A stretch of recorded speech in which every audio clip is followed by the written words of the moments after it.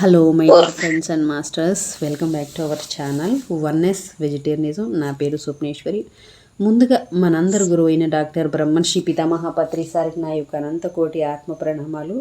సత్యలోకవాసులకి, దివ్యలోకవాసులకి, మహాకరణలోకవాసులకి, నక్షత్రలోకవాసులకి, ఏంజల్స్కి, మహావతార్ బాబాజీకి, బుద్ధ భగవానుడికి, master teacher, మహా ఉపాధ్యాయుడు, అమర గురువు, అమరత్వ గురువు, చిరంజీవి అయిన ఇమోటల్ మాస్టర్ అయిన తండ్రికి అనంత కోటి ఆత్మ ప్రణామాలు. సమస్త సృష్టిలో ఉన్న, సమస్త విశ్వంలో ఉన్న యావత్ గురుమండలం అంతటికి నా యొక్క అనంత కోటి ఆత్మ ప్రణామాలు. వాళ్ళందరికీ పేరు పేరున సాదరంగా స్వాగతం, సుస్వాగతం. ఈ వర్తమాన క్షణంలోని చైతన్యానికి నా యొక్క అనంతకోటి ఆత్మ ప్రణామాలు. నా యొక్క స్వయానికి అనంతకోటి ఆత్మ ప్రణామాలు. మరి ఇప్పుడు మన ముందుకు వస్తున్న మాస్టర్ మేడంకి, మంగళలక్ష్మి మేడంకి సాదరంగా వెల్కమ్ చేసేసుకుందాం masters. Madam welcome. Madam welcome to our session. Madam over to you madam. Thank you madam. విశ్వంలోని గురువులందరికీ, నాకు జన్మనిచ్చిన నా తల్లిదండ్రులకి, వన్నెస్ వెజిటేరియనిజం స్వప్నేశ్వర్ మేడం గారికి అనంత కోటి ఆత్మ ప్రణామాలు, కృతజ్ఞతలు. నాకు జ్ఞానాన్ని ప్రసాదించిన వంశీ కిరణ్ మాస్టర్ గారికి అనంత కోటి ఆత్మ ప్రణామాలు, కృతజ్ఞతలు. Thank you masters. Thank you very much. మనం చెప్పుకునే టాపిక్ సృష్టిలో అద్భుతమైన స్త్రీ. మాస్టర్ డివి శ్రీదేవి గారికి శతకోటి ఆత్మ ప్రణామాలు, కృతజ్ఞతలు. ఈ విశ్వంలోని శ్రీమూర్తులందరికీ, స్త్రీ శక్తికి, అందులో స్వప్న మేడం గారు ఉన్నారు, మా అమ్మగారు ఉన్నారు, వన్నెస్ వెజిటేరియనిజం ఛానల్ కి కూడా వేల కృతజ్ఞతలు, ఆత్మ ప్రణామాలు. Thank you masters. Meditation for life, life for love, love for man, man for service, service for society. చాలా అద్భుతమైన పుస్తకం మాస్టర్స్. సృష్టిలో అద్భుతమైన స్త్రీ. ఇందులో చాలా నేర్చుకున్నాము. 3 రోజుల నుంచి చెప్పుకుంటున్నాము. నాకు చాలా ఆత్మానందాన్ని పొందుతున్నాను. ఈ క్లాసు ఇచ్చినందుకు మరొక్క మారు స్వప్న మేడం గారికి ఆత్మ ప్రణామాలు, కృతజ్ఞతలు, ధన్యవాదాలు madam. Madam thank you madam. ప్రాంత మాస్టర్స్ కి నాకు అనంత కోటి ఆత్మ ప్రణామాలు, కృతజ్ఞతలు తెలియజేస్తున్నాను. Thank you. గర్భధారణ మహోత్సవం, వివాహం అనేది నిన్న చెప్పుకున్న విషయము. గర్భధారణ మహోత్సవం గురించి చెప్తున్నారు మాస్టర్. వివాహం తర్వాత మొదటి రాత్రి పేరుతో సత్సంతాన ప్రాప్తికై నూతన దంపతులను ఒకటిగా కలిపే కార్యమే గర్భధాన సంస్కారం. మహాపురుషులు ఏర్పరిచిన సంస్కారాలకు విశేషమైన గూఢార్థం ఉంది. వాటిని తెలుసుకొని, గ్రహించి ఆచరణలో పెట్టినట్లయితే మంచి ఫలితాలు పొంది తీరుతాం. ఇప్పటి ఆలోచనే మరు క్షణానికి భవిష్యత్తు, ఇప్పటి వినాశకర ఆలోచనే మరు క్షణానికి వినాశకర ఫలితము. ఇప్పటి అద్భుత ఆలోచనే మరుక్షణానికి అద్భుత ఫలితం. ఇప్పటి 2 శరీరాల కలయికే రేపటి మనిషికి అంకురార్పణ. ఎటువంటి ఆలోచనలతో కలిసి అటువంటి సంతానానికి జన్మ ఇస్తారు. ఎంత శుద్ధాత్ములుగా ఉండి కలిస్తే అంతటి శుద్ధాత్ములు జన్మ ఇస్తారు. విత్తును బట్టే చెట్టు. విత్తు అంటే సంకల్పాలే. ఎటువంటి ఆలోచనలతో సంగమిస్తే అటువంటి వాళ్లే జన్మ తీసుకుంటారు. శారీరక ఆరోగ్యం కంటే మానసిక ఆరోగ్యం సంతానం మీద ఎక్కువ ప్రభావాన్ని చూపుతుంది. మానసిక ఆరోగ్యం ఉంటే శారీరక ఆరోగ్యాల నుంచి సులభంగా బయటపడవచ్చు. మానసిక అనారోగ్యం వల్ల దుర్బల సంతానం కలుగుతుంది. నూతన దంపతులు కామాన్ని యోగంగా, పవిత్ర భావంతో సంగమించాలి. ఆ విధంగా దంపతుల పరిపూర్ణమైన కలయిక ఎంత గాఢంగా ఉంటుందో సంతానం కూడా అంత అద్భుతంగా ఉంటుంది. వివాహానికి పూర్వమే శారీరక, మానసిక, బుద్ధిపరమైన ఆరోగ్యాన్ని చేకూర్చుకుని వివాహం చేసుకుంటే దాంపత్య జీవితం అద్భుతంగా అన్యోన్యంగా ప్రేమమయంగా ఉంటుంది. సంతానం అద్భుతంగా ఉంటారు.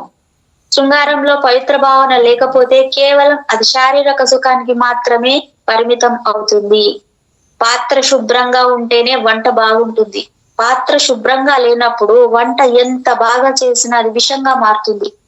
గర్భధాన సంస్కారానికి పూర్వం ప్రతి స్త్రీ పురుషుడు సంతానానికై వెంటనే ఆరాటపడక కనీసం 1 సంవత్సరం ముందు నుండైనా దేహ శుద్ధి, మానసిక శుద్ధి, ఆత్మశుద్ధి సాధించిన తర్వాత ఎటువంటి సంతానం కావాలో ప్లాన్ చేసుకొని పవిత్ర భావనతో శృంగారంలో పాల్గొంటే గొప్ప సంతానాన్ని పొందవచ్చు. సద్భావాలు కావాలంటే శుద్ధత్వం కావాలి. శారీరక శుద్ధత్వం యుక్తాహారం, శాకాహారం ద్వారానే లభిస్తుంది. అయితే మాంసాహారం తినేవారు శారీరక శుద్ధత్వం కోల్పోతారు. అందుకే ఏ శుభకార్యానికి, పండుగలకు, ఉత్సవాలకు మాంసాహార భోజనాలు తినరు. అయితే ఈ మధ్య కాలంలో గర్భధారణ మహోత్సవంలో పేరుతో మాంసాహార భోజనాలు పెడుతున్నారు. దానికే కాదు మేడం, అన్నిట్లకి పెడుతున్నారు. పోయిన వాళ్ళకి పెడుతున్నారు, శుభకార్యాలకి, పెళ్ళిళ్ళకి పెడుతున్నారు. అవి పెడితే గొప్ప అనుకుంటున్నారు. ఒక ప్లేట్ నిండుగా పెడితే అవి పెడితే బా ఎంత గ్రేట్గా చేశారు, సూపర్గా చేశారని చెప్పేసి లక్షలు తగలేసి అన్ని జీవాల ప్రాణాలు తీసి వండి ఒక ప్లేట్లు కొట్టిస్తే అది గొప్ప అనుకుంటున్నారు. అది సగం తిని సగం చిందపోసి అట్లా చేస్తే గొప్ప అనుకుంటున్నారు. నెత్తుటి కూడు అదే మరి నెత్తుటి కూడా కదా ఇది. దీన్ని నెత్తుటి కూడా తినుకుంటూ మనం ఏం సాధిస్తున్నాం, ఏం పొందుతున్నాం, ఏం తీసుకొస్తున్నాం ముందరికి.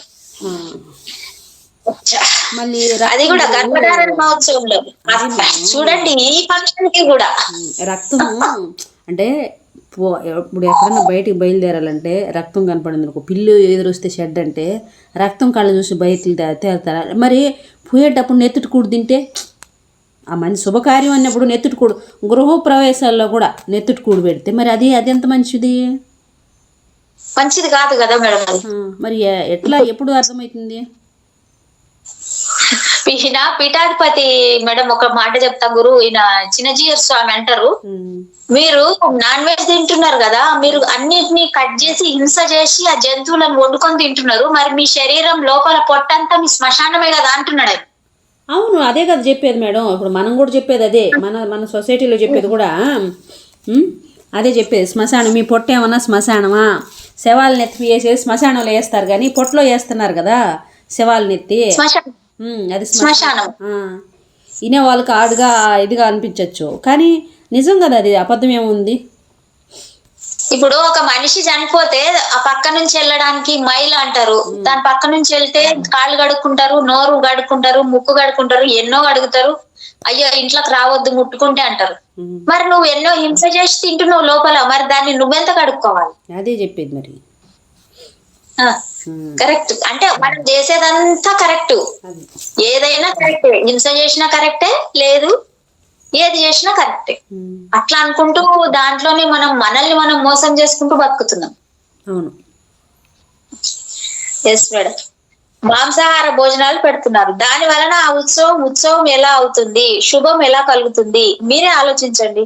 ఎందుకంటే గర్భధారణ మహోత్సవం అంటే సత్సంతాన ప్రాప్తికై నూతన దంపతులను ఒకటిగా చేసి తద్వారా సృష్టికి ప్రతిసృష్టి చేసే విధంగా ఈ సృష్టి ఒక ప్రాణికి జన్మనివ్వడానికి ఈ నూతన దంపతులను మాధ్యమాలుగా ఉపయోగించుకుంటుంది.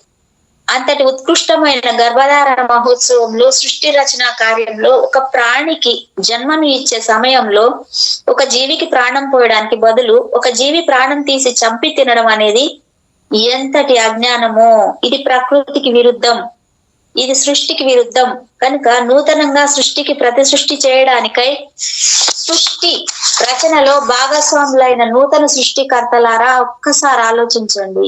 మీ దాంపత్య జీవితం ఒక ఉత్సవంగా వైభవంగా సాగిపోవాలనుకునే వారంతా ఈ అజ్ఞానపు ఆచారాల నుండి, మూర్ఖపు సాంప్రదాయాల నుండి బయటకు రండి. ఈ రాక్షసత్వపు అజ్ఞానపు ఆచారాలను విడనాడి మీరు ఎప్పుడైతే రాక్షసత్వం నుండి దివ్యత్వం వైపు ప్రయాణిస్తారో అప్పుడే ప్రకృతి మీకు పూర్తిగా సహకరిస్తుంది. ఇది ఎంతో మంది మహానుభావులు అనుభవపూర్వకంగా చెప్పిన విషయము, మీరు ఆలోచించండి. ఈ విధంగా అవగాహనతో శాకాహారులైతే శారీరక శుద్ధత్వం లభిస్తుంది. ఇక మానసిక శుద్ధత్వం సత్యవాక్కులు సద్గ్రంథ పఠనం ద్వారా లభిస్తుంది. ధ్యానం ద్వారా పొందిన ఆత్మ జ్ఞానంతో ఆత్మ శుద్ధత్వం లభిస్తుంది. ఈ విధంగా నవవధువరులు ధ్యాన సాధన ద్వారా ఆత్మశుద్ధత్వాన్ని పొంది అహింసా ధర్మాన్ని పవిత్ర వ్రతంలా ఆచరిస్తూ సిద్ధమై ఉన్నప్పుడు మీ వాస్తవానికి మీరే సృష్టికర్తలని తెలుసుకుంటారు. ఎందుకంటే హింస చేయని ఆత్మజ్ఞానియే బ్రహ్మ సృష్టికర్త అంటున్నారు వీరబ్రహ్మేంద్ర స్వామి. ఆ విధంగా మీ వాస్తవానికి మీరే బ్రహ్మ సృష్టికర్తలైనప్పుడు మీ ఆలోచనలకు అనుగుణంగా ఈ జన్మలో మరికొన్ని జీవితానుభవాలను పొందడం కోసం జన్మ తీసుకోవాలనుకుని శుద్ధాత్ములుగా ఉన్న మీ గర్భాన చేరుకొని జన్మను తీసుకుంటున్నాయి. ఈ గర్భధారణ మహోత్సవం ద్వారా నూతన సృష్టి రచన చేస్తున్న సృష్టికర్తలైన దంపతులందరికీ 1,000,000 కోటి ధన్యవాదాలు. ఎంత బాగా చెప్తారు మేడం, నిజంగా.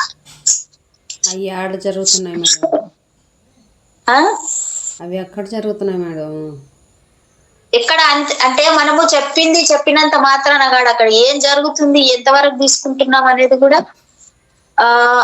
కొంత మనం మార్పు తీసుకురావాలని మనం కూడా ప్రయత్నం చేయాలి మేడం. గొప్ప జ్ఞానం ఏంటంటే బద్రీ సార్ చెప్పింది అసలు యాక్చువల్లీ ఎంతోమంది ఎన్నో గ్రంథాలలో ఎంతోమంది మాస్టర్లు చెప్పిన మాట ఏంటంటే ఎక్కడైతే ఆ కలయిక అనేది ఉంటుందో ఏమంటాము ఆ సంభోగ కలయిక అనేది ఉంటుందో స్త్రీ పురుషుల కలయిక అనేది ఉంటుందో అది ఇష్టంతో ఇద్దరు అంగీకారంతో చేస్తారో ఇద్దరు అంగీకారంతో చేస్తారో అదే దైవ సృష్టి.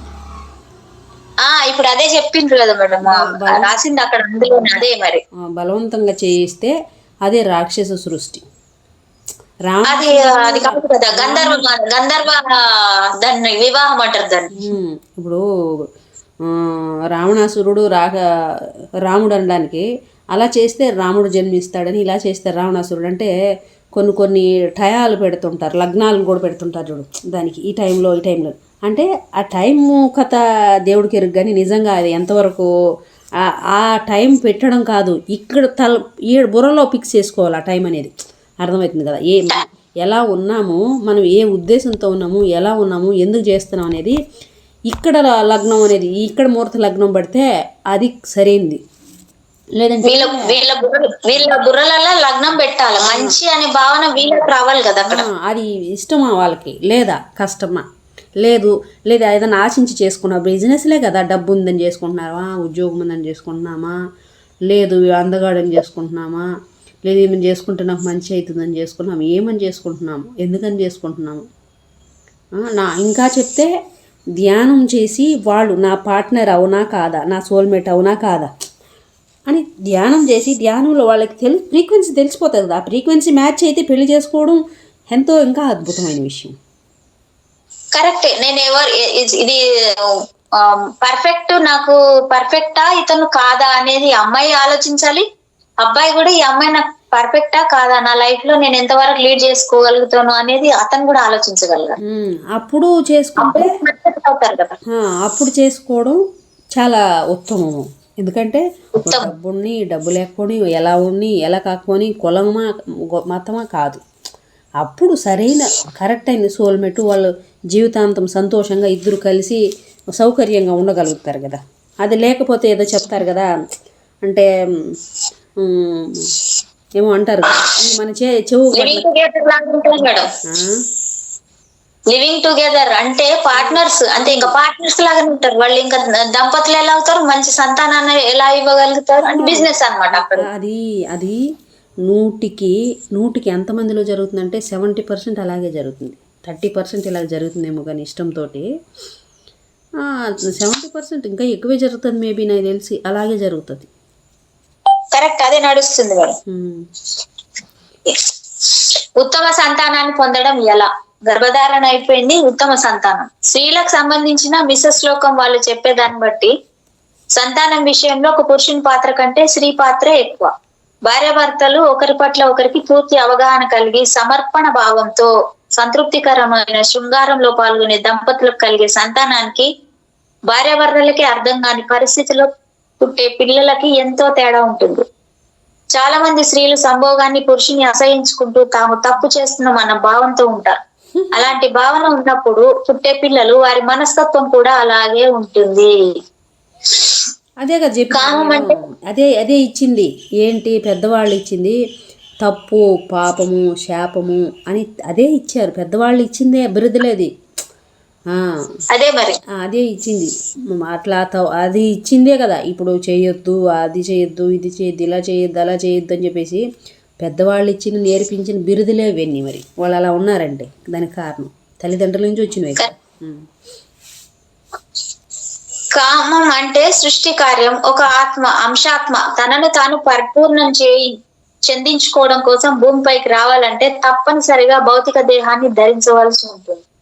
ఒక అంశాత్మ పూర్ణాత్మగా మారడానికి సహకరించే దివ్య ఉపకరణమే భౌతిక దేహం. భూమి మీదకి రావడానికి సిద్ధంగా ఉన్న ఒక ఆత్మ కోసం భౌతిక దేహాన్ని తయారు చేయడమే సెక్స్ చేయడం అంటే. ఇంతటి పరమ పవిత్రమైన దివ్య కార్యక్రమానికి పూనుకోవడమే రతిలో పాల్గొనడం. ఒక అంశాత్మ యొక్క పరిణామ క్రమంలో సహకరించే మహాకార్యమే రతి కార్యం. ఒక స్త్రీ ఒక పురుషుడు సంయోగం చెందడం అంటే ఒక అంశాత్మ యొక్క అభివృద్ధికి తోడ్పడటమే. సృష్టి కార్యంలో తమ వంతు పాత్ర తాము నిర్వహించడమే. ఒక ఆత్మను భూమిపైకి ఆహ్వానించే దివ్య కార్యక్రమమే సంభోగ కార్యక్రమం. స్త్రీ పురుషులు ఎలాంటి భావం మేడం అన్నీ చేస్తుంటాయి పాపం అన్ని జంతువులు కూడా. కానీ చీచీ తూతూ అని కుక్కల్ని వంటలని తరిమేస్తుంటా. ఎంత తప్పు ఎంత పాపం. అది తప్పు అనేది వాటికి తెలియదు కదా మేడం. మనిషికి ఏంటంటే ఇవన్నీ లక్షణాలు ఉన్నాయి. వాటికి తప్పు అని తెలియడం కాదు, వాటికి ఏం తప్పు లేదు. ఎందుకంటే వాటికి ఆ సమయంలో అలా ఉంది, అలాగున్నాయి. అది రైట్. మనుషులు చీచీ తూతూ అని తరిమేస్తుంటారు కదా కుక్కల్ని ఇట్లా జంతువులు. మనుషులది పాపము అంటున్నా. మనుషులకి అదే మరి మనుషుల పాపం. Correct madam, correct. మనుషులకి పాపం తప్పు. అసలు పాములు కూడా జంట పాములు ఎందుకు శాపం అంటే ఎందుకు జంట నాగులు అంటారు కదా పాములు. అవి పెనేసుకుని ఆ సమయంలో ఎంతో ఇదిగా ఉంటాయి. అలాంటప్పుడు వీళ్ళు చూసి భయపడి వాటిని తరిమేయడం కుట్టేయడం చంపేయడం అలా చేస్తారు. అవి శాపాలు పెడతాయి. అదే కదా శాపము. శాపాలే కదా అక్కడ. శాపాలు అంటే వాటిని మనం విడగొడుతున్నాం కదా, అక్కడ శాపం జరుగుతుంది మేడం.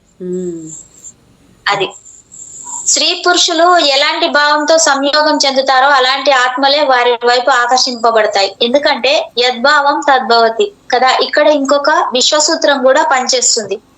అదేంటంటే పరస్పరం సారూప్యం గలవి మాత్రమే ఆకర్షింపబడతాయి. లైక్ అట్రాక్ట్స్ లైక్ అనే సూత్రాన్ని రిచర్డ్ బ్లాక్ అనే మహాత్ముడు ఇల్యూసియస్ అనే పుస్తకంలో చెప్తాడు.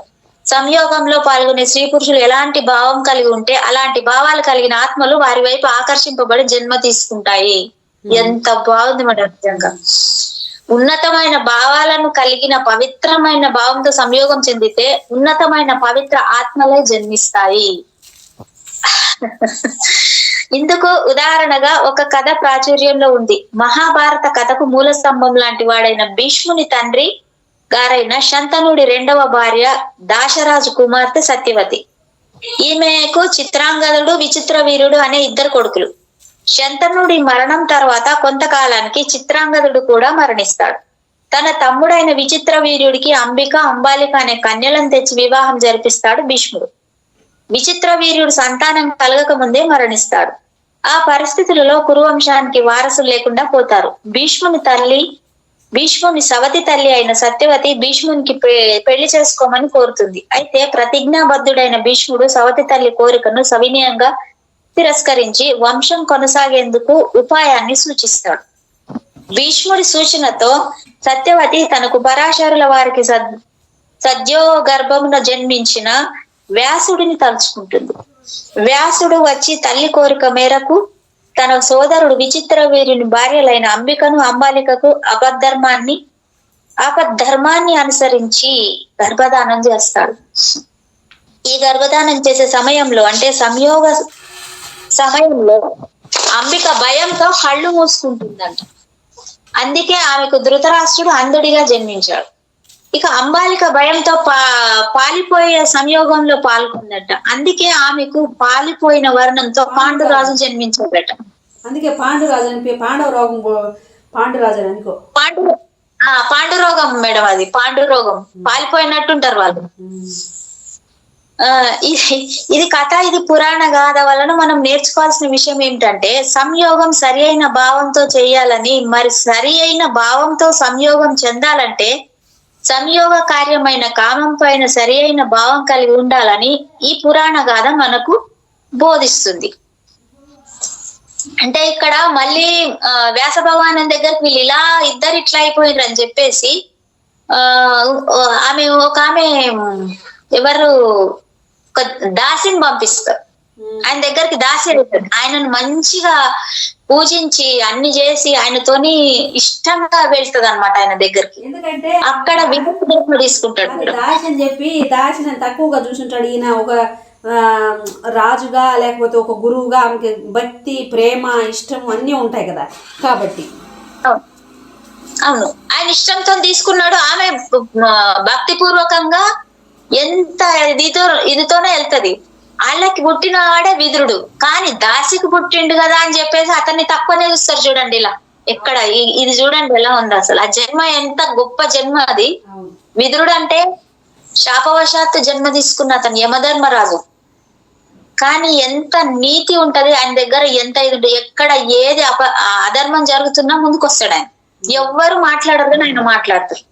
అంటే అంత శక్తి ఉంటది చూడండి. ఆ జన్మలో కూడా అంత శక్తి ఉంటుంది. వ్యాసుడితోనే ఎందుకు గర్భధానం చేయించడం అని అంటే, వ్యాసుడు మహా ఆత్మ విజ్ఞాని. భార్యాభర్తలు ఇద్దరు ఆత్మ విజ్ఞాన అవగాహనతో, ఆత్మ విజ్ఞానంతో సంయోగం చెందితే ఎంతో ఆత్మాభివృద్ధి, ఎన్నో లాభాలు కలుగుతాయి.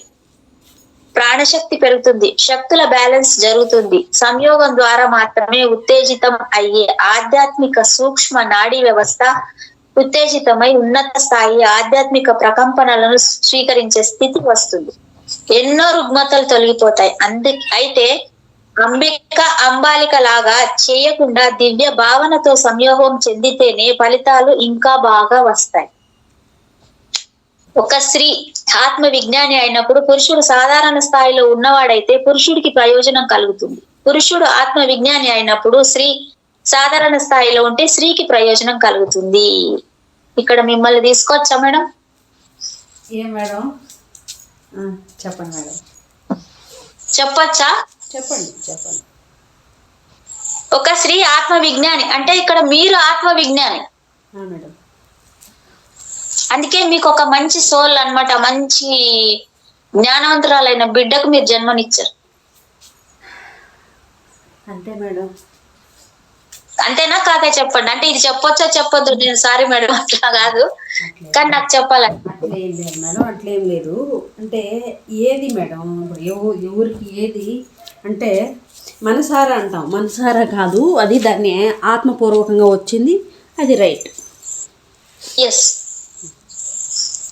అంటే స్త్రీ సాధారణంగా అయితే స్త్రీకి లాభం అంట. స్త్రీ ఆత్మ విజ్ఞాని అయితే పురుషుడు లాభపడతాడు. చూడండి, అంటే ఈమె జ్ఞానం అక్కడికి వెళ్తుంది. అంటే ఇద్దరికి కలిపి అక్కడ ఒక మంచి జన్మ తీసుకుంటున్నది అనమాట. ఒక ఆత్మ మంచి ఆ దేహానికి వస్తున్నది జన్మ తీసుకోవడానికి.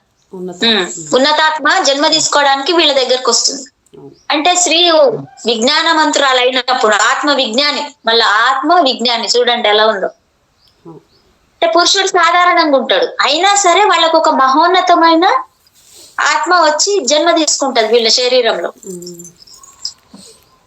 ఎంత వండర్ఫుల్ కదా మేడం అది. జాగ్రత్త, రతి కార్యక్రమం అంటే శక్తుల ట్రాన్స్ఫర్ జరుగుతుంది. అది సరి అయిన భాగస్వామిని ఎంచుకోకపోతే వ్యర్థ శక్తులు ప్రవేశించే అవకాశం ఉంది. స్త్రీ పురుషులు ఇరువురు ఆత్మ విజ్ఞానులు అయితే ఆ కలయిక దివ్యంగా ఉంటుంది, ఎంతో శ్రేయస్కరం జరుగుతుంది. అందుకని ఓషో గారు ఏం చెప్తారంటే, ఓషో గారు చెప్పే విషయం ఏమంటే, ధ్యానము, మరణము, సంభోగ శక్తి, మూడు సేమ్ ఒకే దీనిలో ఉంటాయి మేడం. ఆ దాంట్లోనూ అంటే నిజంగా అలాంటి స్థితి ఉంటే అలాగే పొందుతాం, ఎనర్జీని పొంది అలా అనుభూతి చెందుతాం ఒక్క సెకండు.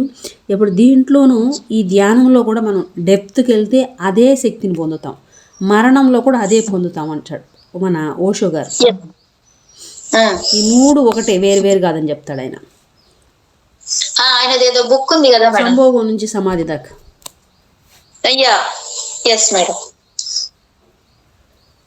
ఎవరైనా దంపతులు కామకార్యం పైన పవిత్ర భావం కలిగి చక్కటి అవగాహనతో సంపూర్ణమైన ఇష్టం ప్రేమతో సంయోగంలో పాల్గొంటే అద్భుతమైన కోరుకున్న సంతానాన్ని పొందవచ్చు. భార్యాభర్తలు ఇరువురు ఒకరినొకరు పూర్తిగా ఇష్టపడాలి, ప్రేమించాలి, ఆత్మవిజ్ఞానం ద్వారా కలిగిన అవగాహనతో దివ్య భావనతో సంయోగం చెందాలి. అప్పుడే సంతానాన్ని కోరుకున్న సంతానాన్ని మాత్రమే వారు పొందుతారు. అత్యుత్తమ సంతానానికి భార్యాభర్తలకు కామం అనే పురుషార్థం పట్ల అపరాధ భావం ఉండకూడదు. ఇది తప్పు. ఇది కేవలం శారీరక వాంఛ, ఏదో 2 నిమిషాలు కళ్ళు మూసుకుంటే పని అయిపోతుంది అనే చులకన భావంతో ఉండరాదు. పరమ పవిత్రమైన, అత్యుత్తమమైన, అత్యున్నతమైన మహా ఆత్మలను సంతానంగా పొందాలి అంటే కామం దివ్యం అనే భావన కలిగి ఉండాలి. పరస్పరం గౌరవం, ప్రేమ, ఇష్టాలను కలిగి ఉండాలి. ఉల్లాసంగా, ఉత్సాహంగా, ఆనందంగా, పవిత్ర భావనతో సంయోగంలో పాల్గొనాలి. ఇక అప్పుడు మహా గొప్ప సంతానాన్ని మీరు కోరుకున్న విధంగా పొందుతారు. జీవుడు ఒక శరీరం నుంచి మేడం వీళ్ళిద్దరూ ఆ అక్క తమ్ముడిద్దరు చెవులు నిక్కబెట్టుకొని వింటూ ఉన్నారు ధ్యాన స్థితిలో. వీళ్ళు తప్పకుండా ఇంకో జన్మ మంచి గొప్ప మానవ జన్మ వస్తుంది మేడం వాళ్ళకి. ఖచ్చితంగా నెక్స్ట్ జన్మ మానవ జన్మ తీసుకుంటారు వీళ్ళు. తీసుకుంటారు మేడం, తీసుకుంటారు. వింటున్నారా? బాగా వింటున్నారు. Thank you masters, thank you. మా బిన్ను బాయ్ ఇంటూ ధ్యాన స్థితిలో ఉన్నారు. మా Binnu boy Binnu, thank you. Cute గా. జీవుడు ఒక శరీరం విడిచి మరొక శరీరం ప్రవేశించినప్పుడు వారి మనస్సునందు ఏ రూపం, ఏ భావన దృఢంగా నుండునో ఆ రూపం పొంది అతడు జన్మిస్తుంటాడు. గుర్రముల సంతానోత్పత్తి యందు ఈ సూత్రం నిరూపింపబడుతున్నది. ఆడగుర్రంనకు ఋతు సమయం నందు మేలుజాతి గుర్రంను దాని కనులకు ఎదురుగా కట్టి ఉంచి మామూలు గుర్రం చేత సంపర్కం చేయించినప్పుడు ఆడగుర్రం తాను చూస్తున్న మేలిమి జాతి గుర్రం చేత సంపర్కం చేయించినప్పుడు ఆడగుర్రం తాను చూస్తున్న మేలిమి జాతి గుర్రం ఆకారం గల సంతానంనే కనుచుండుట మనం చూస్తున్నాము. మేడం ఇది కూడా ఉందంట చూడండి.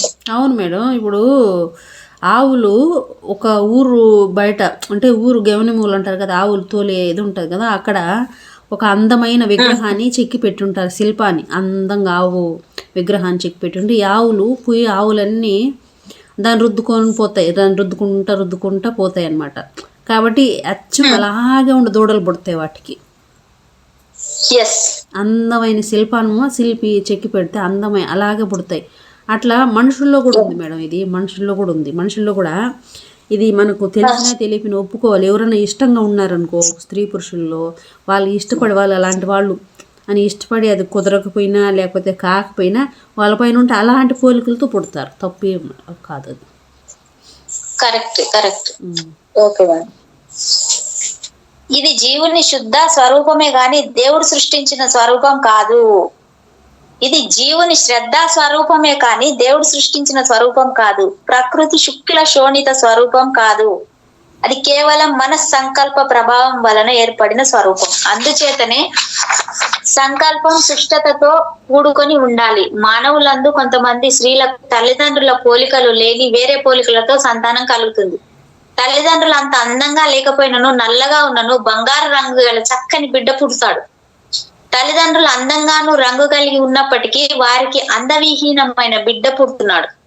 ఇది జీవులు శ్రద్ధా స్వరూపుడు సూత్రం అనుసరించిన విధానం. ఒక సంపన్న గృహంలో వికార స్వరూపం గల నౌకరు ఉండేవాడు.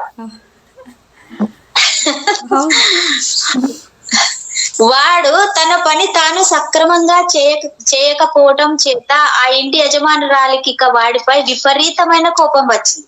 ఆనాటి రాత్రి భర్త సమాగమం వల్ల ఆమెకు గర్భధారణ జరిగింది. జీవుడు ఆమె మనస్సులో ఉన్న నౌకర్ రూపాన్ని పొంది గర్భంలోనే ప్రవేశించాడు. అవును. అంటే మనం ఏది అసహించుకుంటామో దాన్ని తీసుకుంటాం అనేది ఇదే కదా అసలు జరిగేది. నౌకరి రూపం గల సంతానం ఆమె కలిగింది. ఆ ఇంటి యజమానికి తన భార్యపై అనుమానం కలిగింది. భార్య శీలాన్ని అనుమానించాడు. ఒక శాస్త్రవేత్తను కలిసి తన అనుమానాన్ని వెల్లడించాడు.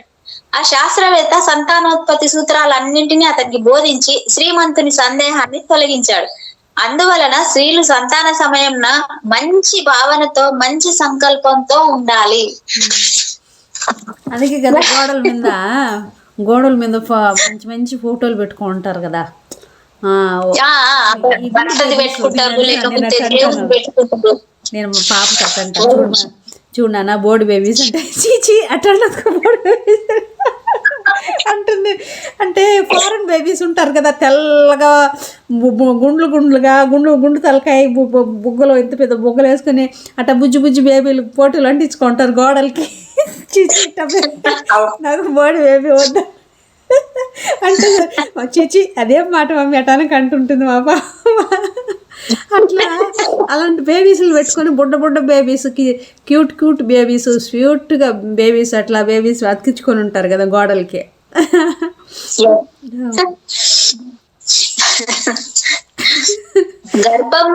గర్భం ధరించకపోవడానికి కారణాలు కంటిన్యూ చేద్దామా మేడం?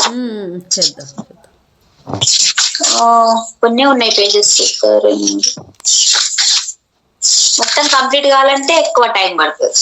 ఇంకా ఎన్ని ఉన్నాయి మేడం? ఎన్ని ఉన్నాయి? 1 2